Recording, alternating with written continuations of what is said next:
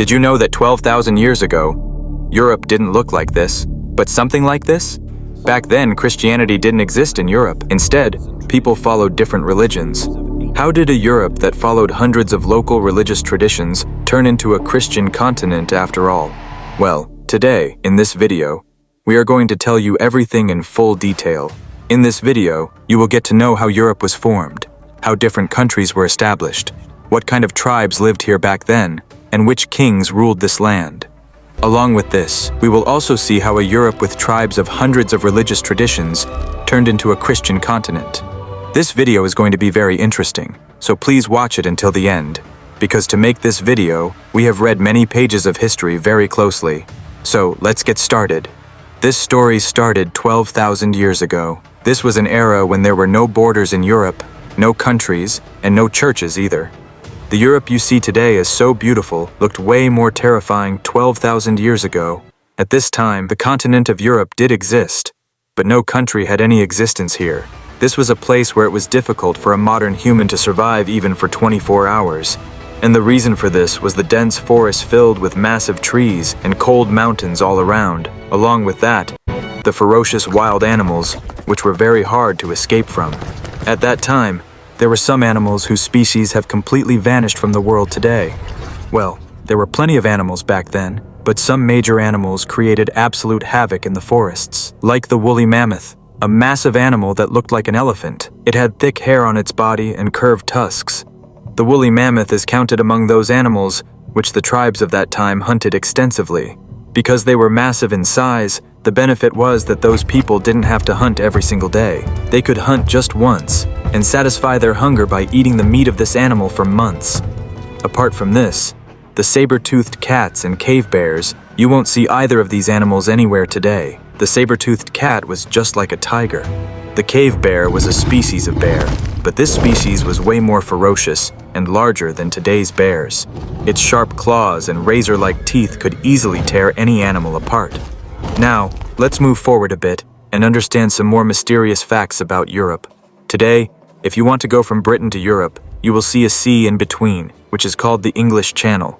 You can go to Europe only after crossing this sea, but 12,000 years ago, there was no sea here, but rather a land route, which was named Doggerland. This very Doggerland used to connect the UK and Europe through a land route. Just like many countries in Europe are connected to each other today, exactly like that. Back then, the UK was also connected to Europe through this Doggerland. One question that must be in your mind now, where is this Doggerland today? Is it still present somewhere? Yes, it is still present, but under the sea. Let's understand this through a map. Here is the map of today's Europe. In this, on one side, is what you see as the United Kingdom, and on the other side, what is visible is the whole of Europe, in which many countries are seen. Look at one thing closely, this sea that is visible in the middle, which we call the North Sea and the English Channel. This is the exact area that used to be Doggerland. To understand this in more detail, let's go back 12,000 years. Now let's do one thing. Let's clear out all the water of this sea in the middle with the help of AI. Now look, this massive lush green plain that is visible, this is what used to be Doggerland back then. Meaning, 12,000 years ago, if we wanted to come from the UK to Europe, we could have come just by walking. But today, if we have to go from Europe to the UK, we have to go only by a boat or a ship. But what happened back then that today, we see this massive sea instead of Doggerland? The truth of this is hidden in the pages of 8,200 years ago. 8,200 years ago in 6,200 BCE, this is the year when a massive tsunami hit, which is called the Storega Slide. The ice that was melting slowly had now taken a terrifying form. The result was that the water level rose so much due to this tsunami that Doggerland sank forever, after which the UK and Europe were divided into two parts. Even today, when fishermen go to catch fish in the North Sea, thousands of years old teeth and bones of the woolly mammoth and stone weapons made by humans of that time also get caught in their nets. By now, you must have understood the story up to this point. Let's take a look at the pages of this 6200 BCE era once again and see if anything else had happened apart from this. After the sinking of Doggerland, the struggle of humans began to increase even more. 12,000 years ago, the tribes that were divided only between humans and animals were now slowly getting divided among humans themselves. All the tribes had now started dividing themselves into massive clans. And this was the very era from where the mysterious history of Europe and the UK began, which I had mentioned at the beginning of the video, how a Europe that followed hundreds of religions was turned into Christianity. We will definitely know about this, because this is the most important topic of our story. But I feel we should pay more attention to the story before that, because the history is very interesting, so we will understand everything step by step. So let's get back to our story. When people started making their clans here, they made their own traditions, and they also made their own distinct culture.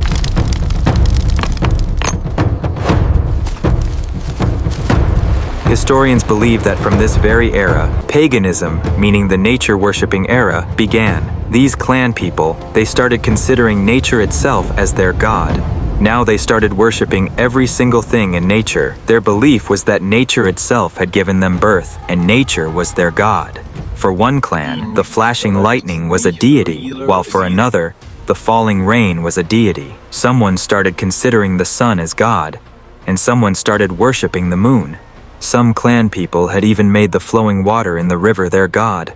In this way, every clan gave itself a distinct identity on this basis, which had now become their religion as well. In this way, every clan had taken a different religion and a different god. And the big thing is that the clans were not very large. Rather, there were only 100 to 200 people in each clan.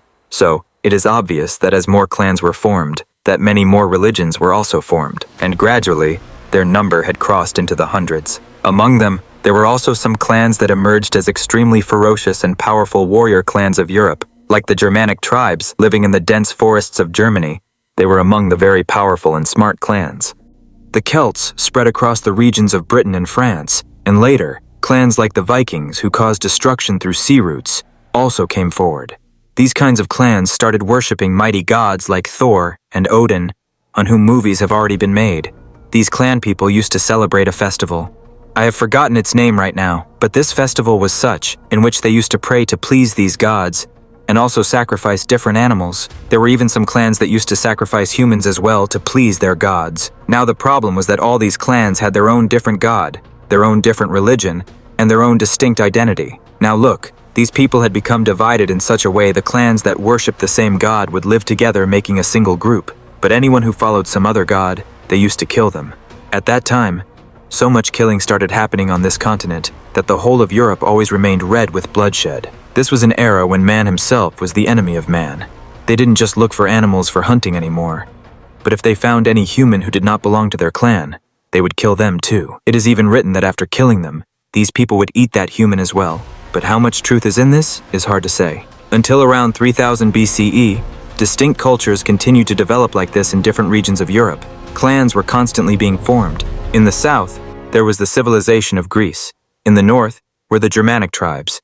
Meanwhile, in the west, the Celtic community had established its dominance. The language of every region was different. The gods of every region were different. And the clan people of every region had divided their traditions differently as well. Meaning, at that time, Europe was not a political entity. Rather, it was formed as a collection of multiple cultures. But after knowing this much of the story, the question that arises now is, how did these people, who were divided into hundreds of religions and didn't even like to look at each other, suddenly start following just one religion? To know this, we have to come forward a bit in time. 509 BCE. When Rome became a republic, this republic was created in such a way, in which several kings were included. Now, what was the job of a king? Well, the job was that whatever area came under whichever king, all the clans in that area, that king himself would operate all those clans. Meaning, in a way, it can be said that the king used to be the head of many clans, and this republic worked entirely like a group, which was named the Senate. Gradually, the power of these kings kept increasing, and they took over many other groups as well. 27 BCE, when this Republic of the Senate group emerged as a superpower on the map of the world, which was named the Roman Empire. After conquering the whole of Europe, the Roman Empire, by the 3rd century, had taken over some regions of Asia as well. Spread over 5 million square kilometers, this empire had established its hold all the way from modern-day England to the Middle East. From here, another new twist enters the story. There was a small town, which we know today by the name of Jerusalem, which is currently also called the capital of Israel. At that time, this region was also occupied by the Roman Empire. During this reign, a child was born, and this child was no ordinary child. According to Christian religious leaders, this child himself was Jesus Christ, the Son of God. In the Bible, in the Gospel according to Luke, something like this is also written about Jesus Christ, that when he was 12 years old, he had gone to the temple in Jerusalem with his parents to celebrate a festival. Right there, he got separated from his parents, and sitting among the scholars and religious leaders of the temple, he discussed religious matters. At the age of 12, seeing the understanding and wisdom of Jesus, all the religious leaders there were also astonished. How could this happen? How could a child be so wise at such a young age?